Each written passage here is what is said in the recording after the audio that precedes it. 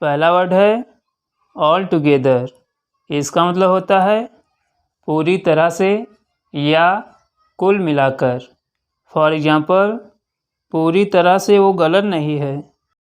He is not all together wrong. Next sentence, कुल मिलाकर मुझे इसके 5,000 रुपये लगे हैं। It has cost me 5,000 rupees all together.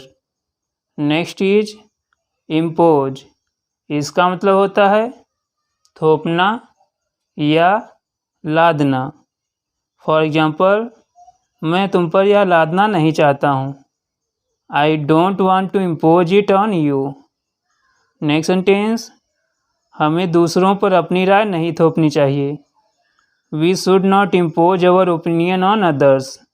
Next is necessarily. इसका मतलब होता है अनिवार्य या ज़रूरी।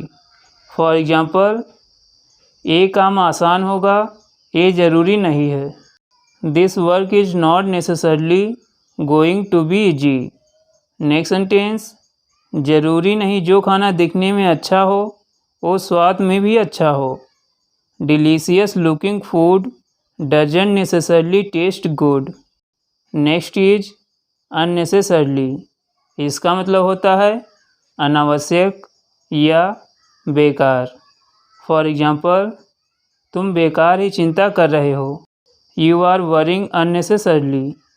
नेक्स्ट सेंटेंस, वो फिजूल ही मुझ पर चिल्लाने लगी। She started shouting at me unnecessarily. Next is negligence.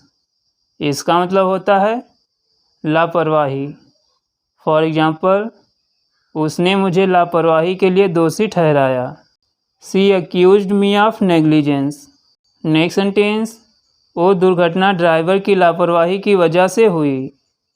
That accident happened because of drivers negligence. Next is whisper. इसका मतलब होता है फुसफुसाना। फॉर एग्जाम्पल, उसने मेरे कानों में कुछ फुसफुसाया। He whispered something into my years.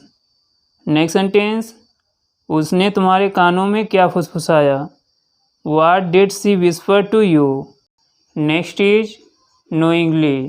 इसका मतलब होता है जानबूझकर या जानते हुए। फॉर एग्जाम्पल, जानबूझकर हमें कोई गलती नहीं करनी चाहिए। We should not commit mistakes knowingly। Next sentence, उसने जानबूझकर मेरा दिल दुखाया। He knowingly hurt my feelings। Next is unknowingly। इसका मतलब होता है अनजाने में। फॉर एग्जाम्पल, माफ़ करना अगर अनजाने में मैंने आपका दिल दुखाया हो।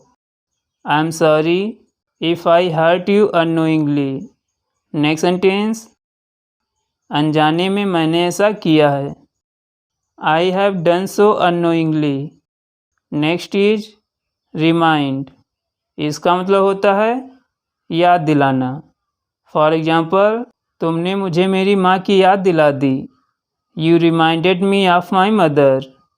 नेक्स्ट सेंटेंस, इससे मुझे अपना घर याद आ रहा है। This reminds me of my home. Next is simultaneously. इसका मतलब होता है एक साथ। फॉर एग्जाम्पल, वह काम और पढ़ाई एक साथ कर रही थी। She was studying and working simultaneously. Next sentence, दोनों ट्रेनें एक साथ आगे बढ़ रही थी। Both the trains were moving ahead simultaneously. दोनों ट्रेनें एक साथ आगे बढ़ रही थी। Next is continuous. इसका मतलब होता है लगातार। फॉर एग्जाम्पल, इस लगातार होने वाली आवाज़ से मुझे चिढ़ हो रही है। This continuous noise is annoying me. Next sentence, हमारी बिल्डिंग में लगातार पानी आता है। Our building has continuous supply of water. Next is magnificent. इसका मतलब होता है शानदार। फॉर एग्जाम्पल, पहाड़ के ऊपर से नज़ारा बहुत ही शानदार है। The view from the top of the mountain is magnificent. Next sentence, उन्होंने बहुत ही शानदार परफॉर्मेंस दिया। They gave a magnificent performance. Next is remarkable. इसका मतलब होता है अद्भुत या उत्कृष्ट। फॉर एग्जाम्पल, उसकी प्रेजेंटेशन अद्भुत थी या उसकी प्रेजेंटेशन तारीफ के काबिल थी। His presentation was remarkable. Next sentence, वह वास्तव में एक उत्कृष्ट महिला है। She really is remarkable women.